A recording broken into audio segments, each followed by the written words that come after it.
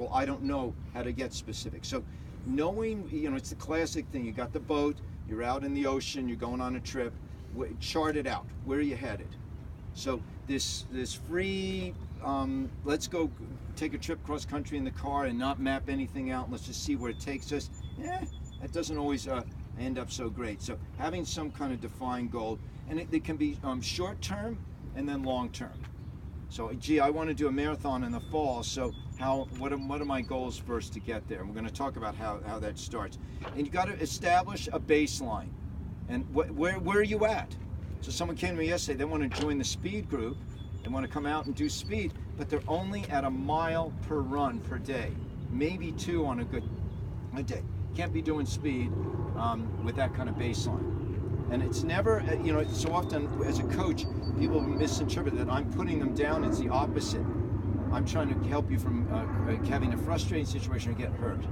So think about coming out and doing a speed workout. How are you going to do speed when you have to warm up for about 1.5 miles, 2 miles, do the speed workout, and then cool down for 1 mile to 1.5 miles when your long run is 1 or 2 miles? So establishing some kind of baseline of where you're at and then springing from there, it can really lead you into a good positive experience, not getting hurt. Set up your days and times. That's so important.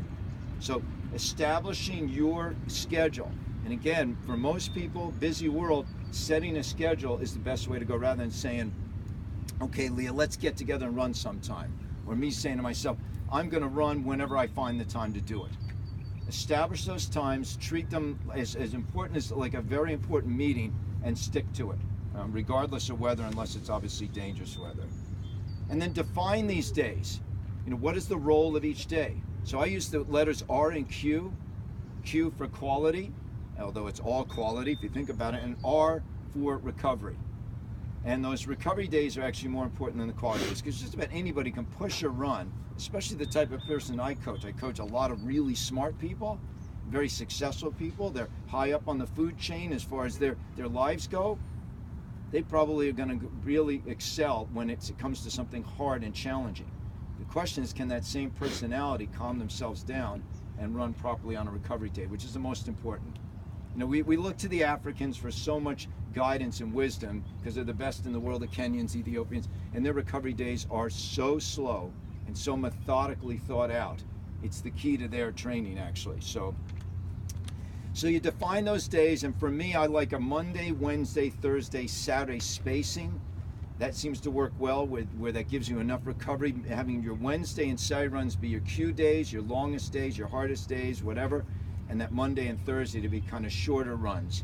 And then the other days of the week, we're going to talk about in a second what to be doing then. Some people don't do anything.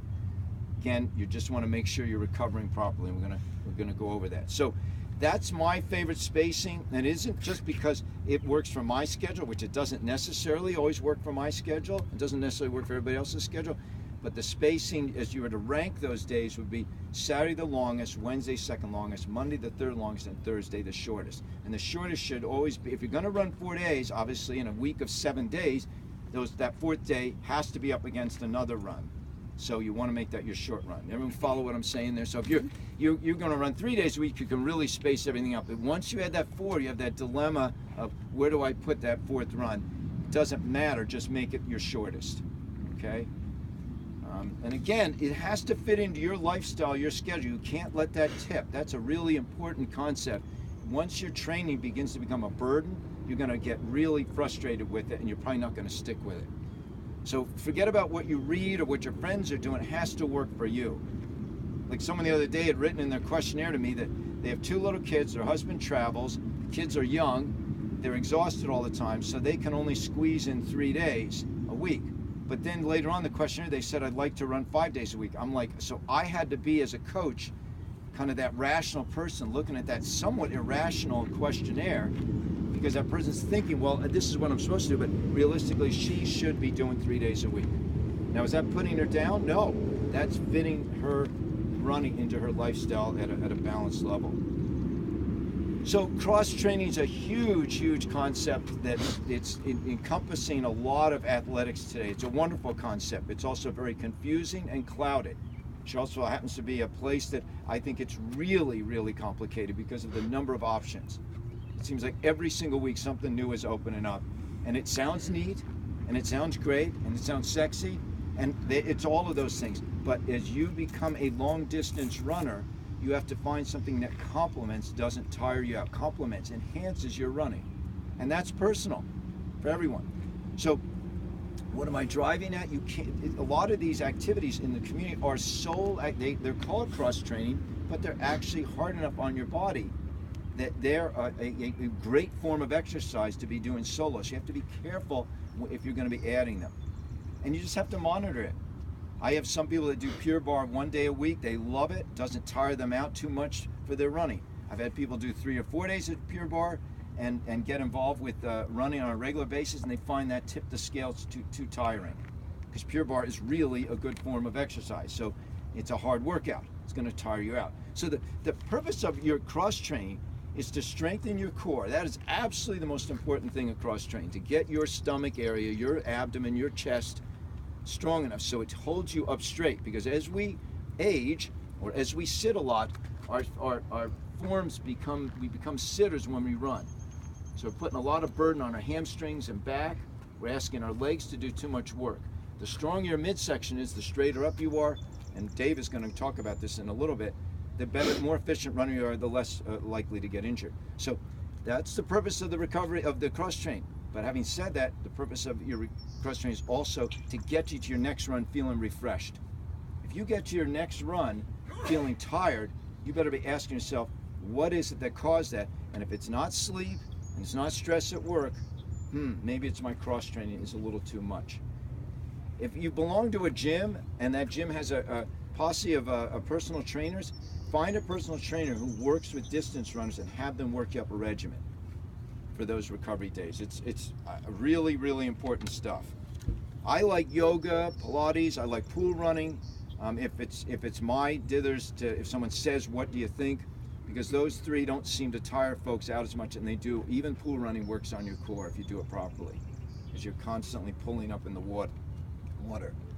10 to 15% rule, you guys, most of you know it, but it's worth reiterating. It's old as the hills. It's been around since the dawn of distance running. Don't ever increase your weekly mileage if you can help it. If you're breaking new ground by more than 10 to 15% a week, total mileage. So if your last week is 10 miles, you can't jump to 18 the next week, unless you're already an experienced runner. If you're breaking new ground, that's where you have to be the most cautious. So I have, somebody like Leah might be on a recovery week, so she might be doing 50 miles a week, and she drops down to 30, and the next week she goes up to 50. You can say, Mark, how could you possibly do that to her? That's more than 10%. That's like 50%. It's because she was just doing 50 miles a week a few weeks ago, so the 30-mile week was a recovery. But somebody like Max back there, when he was starting out running, each week we were adding a little bit to it, so not only was it physically not injuring him, but he was also spiritually enjoying it, so it wasn't too much. So I like poor man's kind of phrases, because that we can all embrace them, understand them, so you don't need a coach to help you figure out what 10% to 15% increase is over your previous week. Base building, the most forgotten, rushed through, skipped, cheated upon, ignored concept in distance running in our country today. It really is. We're all in a rush. Hey, Mark, I want you to help me train for a half marathon. When is it? 3 weeks. What's your mileage been? 10 miles a week? What? Hang on. That's ingredients for two things: injury or burnout. So, I use this analogy all the time. And Cynthia and I were building our home many years ago. Looked like it took forever for them to do that foundation. They dug the hole, I got all excited, then they poured the footings, and then they walked away. I was like, what the heck is going on here? Why aren't you putting the cinder block on those footings? Got to cure. Got to let it settle. Got to let it sit. Well, come on. Nope, we got to do this right, because you don't want this house 10 years down the road, big cracks in the sheetrock because the house is settling. Then the cinder blocks goes in, and then there's still another time of waiting. It's the same thing with base building. Very important. And what is base building? It's getting your mileage up to the point when you're about 8 to 10 weeks out from your big race to where you're ultimately going to be. Now, I didn't explain that very well, so let me try and make that clear. So if your goal is to get to 30 miles a week, you're training for a half marathon, your goal is to get 30.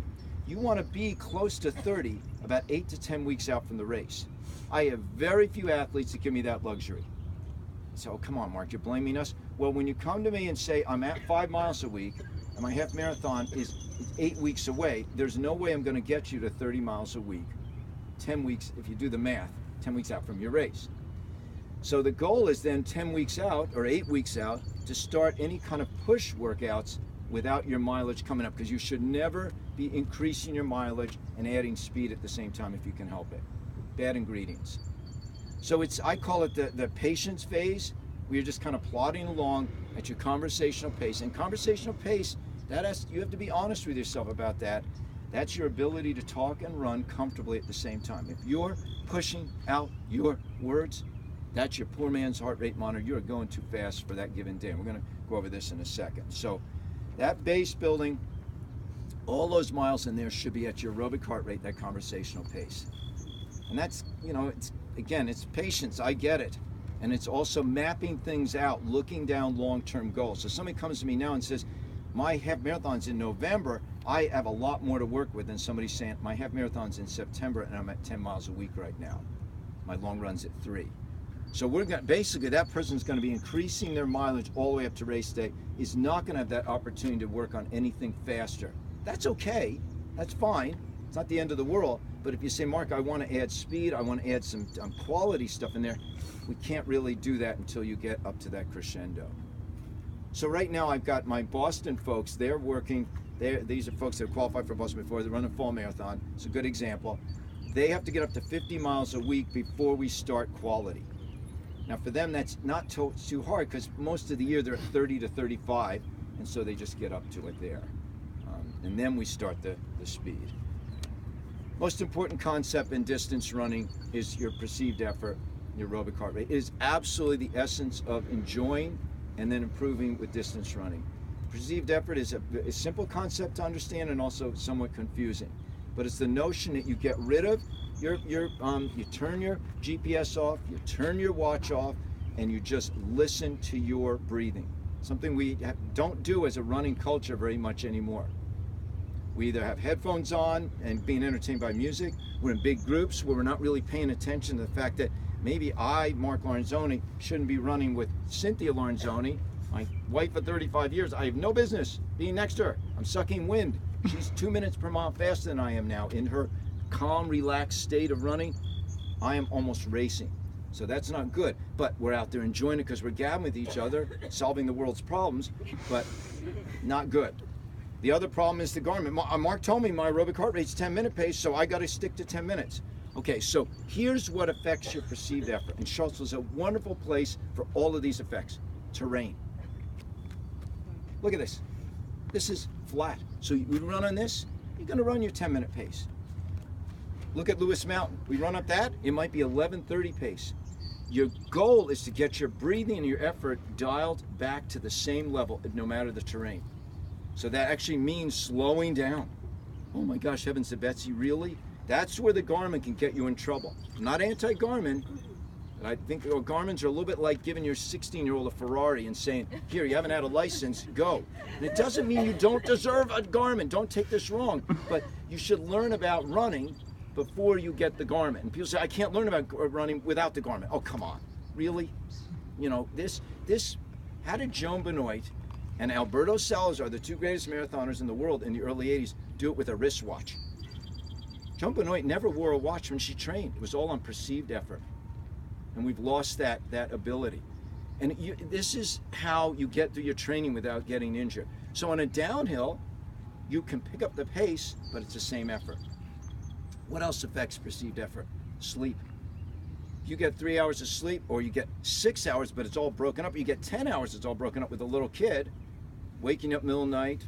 In my case, I don't have little kids, but I got a Jack Russell. I don't know what the hell that dog is barking about at night. I think there's a bear outside, but he keeps waking. He's in a little cage, his crate. Wearing you out, huh? Okay, any of you are welcome to sit. So that perceived effort is going to be affected by sleep, stress. What else in Charlottesville affects perceived effort? Affects that rate. So on any given day, it can change. We just went through it. Perfect example. What was Wednesday morning? Wednesday morning weather, 20 degrees cooler than last Saturday morning. So you can suddenly feel like you're Superwoman or Superman, and in reality, it's just the notion that the temperature's dropped. So your pace then can pick up.